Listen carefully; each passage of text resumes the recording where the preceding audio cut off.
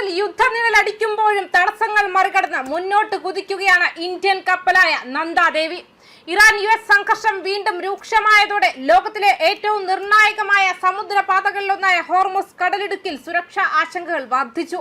കർശന പരിശോധനകളും നിയന്ത്രണങ്ങളും കാരണം നിരവധി ചരക്ക് കപ്പലുകൾ യാത്ര വൈകിക്കുമ്പോൾ ഇന്ത്യൻ പതാകയുള്ള LPG കപ്പൽ നന്ദാദേവി തടസ്സങ്ങൾ മറികടന്ന് ഹോർമുസ് കടലിടുക്കിലൂടെ മുന്നേറുകയാണ്.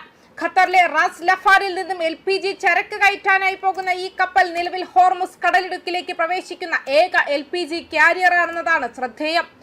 S&P ഗ്ലോബൽ മിൻസ് and P global commodities and C എന്നിവയുടെ കണക്കനുസരിച്ച് ജൂലൈ 7-ന് ഹോർമുസ് കടലിടുക്ക് വഴിയുള്ള മൊത്തം ഗതാഗതം 47 സ്ഥിരമായി തുടർന്നു. അതേസമയം ഗതാഗതമില്ലാതെ സഞ്ചരിക്കുന്ന കപ്പലുകളുടെ എണ്ണം വർദ്ധിച്ചു. ജൂലൈ 7-ന് രാത്രികാല യാത്രയിൽ കുത്തനെ വർധനവ് രേഖപ്പെടുത്തി. ഒമാൻ തീരത്ത് കൂടി സഞ്ചരിക്കുന്ന ഒരു കപ്പൽ മാത്രമേ വ്യക്തമായി കാണാമായിരുന്നുള്ളൂ. മൊത്തത്തിൽ പകൽ യാത്രയുടെ 36% രാത്രികാല യാത്രയായിരുന്നു. ജൂലൈ 7-ന് ഗതാഗതത്തിൽ 10 ബൾക്ക് കാരിയറുകൾ, 7 VLCCകൾ, 6 ഉൽപ്പന്ന ടാങ്കറുകൾ, 5 LPG ടാങ്കറുകൾ, 5 കണ്ടെയ്നർ കപ്പലുകൾ, 5 ചരക്ക് കപ്പലുകൾ എന്നിവ ഉൾപ്പെടുന്നു.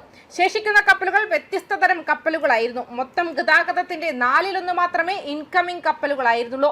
ജൂൺ 12-ന് ശേഷമുള്ള ഏറ്റവും കുറഞ്ഞ ദൈനംദിന അനുപാതം. ശത്രുത പുനരാരംഭിക്കുന്നത് മിക്ക കപ്പലുകളെയും ഹോർമുസ് കടലിടുക്ക് കടക്കുന്നതിൽ നിന്നും തടയുന്നുവെന്ന് ഇത് സൂചിപ്പിക്കുന്നു. എന്നിരുന്നാലും കടലിടുക്കിലൂടെ വരുന്ന കപ്പലുകളിൽ ഗണ്യമായ എണ്ണം ഇരുട്ടിൽ കടന്നുപോയതായി ഇത് സൂചിപ്പിക്കാം. സമയക്കുറവ് കാരണം ഇരുണ്ട ഗതാഗതം സാധാരണയായി കണ്ടെത്തുകയും പിന്നീട് മാത്രമേ നിരീക്ഷിക്കുകയും ചെയ്യുന്നുള്ളൂ. ഊർജവുമായി ബന്ധപ്പെട്ട കപ്പലുകൾ മൊത്തം ഗതാഗതത്തിന്റെ 38% മാത്രമേ വഹിക്കുന്നുള്ളൂ. ജൂൺ 28-ന് ശേഷമുള്ള ഏറ്റവും കുറഞ്ഞ അനുപാതമാണിത്. വാണിജ്യ കപ്പലുകൾക്ക് നേരെ കൂടുതൽ ആക്രമണങ്ങൾ ഉണ്ടായിട്ടും ഗതാഗത അളവിൽ മാറ്റമൊന്നും ഉണ്ടായിട്ടില്ല. ജൂലൈ 7-ന് 2 കപ്പലുകളെ ലക്ഷ്യമിട്ടതായി US സെൻട്രൽ കമാൻഡ് അറിയിച്ചു.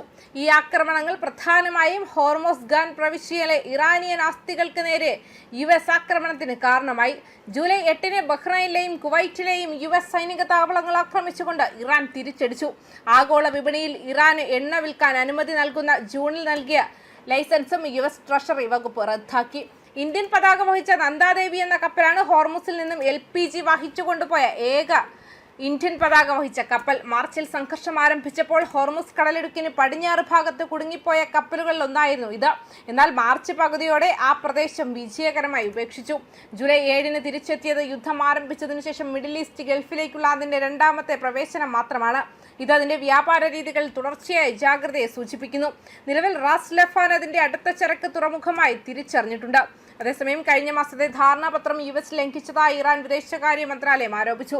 ഇറാനിയൻ എണ്ണ കയറ്റുമതിക്കുള്ള ഇളവുകൾ പിൻവലിച്ചുകൊണ്ട് US കരാറിനെ ആർട്ടിക്കിൾ 10 ലംഘിച്ചുവെന്ന് മന്ത്രാലയം പറയുന്നു.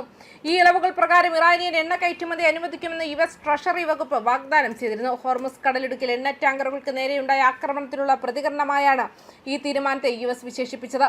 അതേസമയം തങ്ങളുടെ ദേശീയ താൽപര്യങ്ങളും സുരക്ഷയും സംരക്ഷിക്കാൻ ആവശ്യമായ എല്ലാ നടപടികളും സ്വീകരിക്കുമെന്ന് ഇറാൻ മുന്നറിയിപ്പും നൽകിയിട്ടുണ്ട്. ന്യൂസ് ഡെസ്ക് കർമ്മ ന്യൂസ്.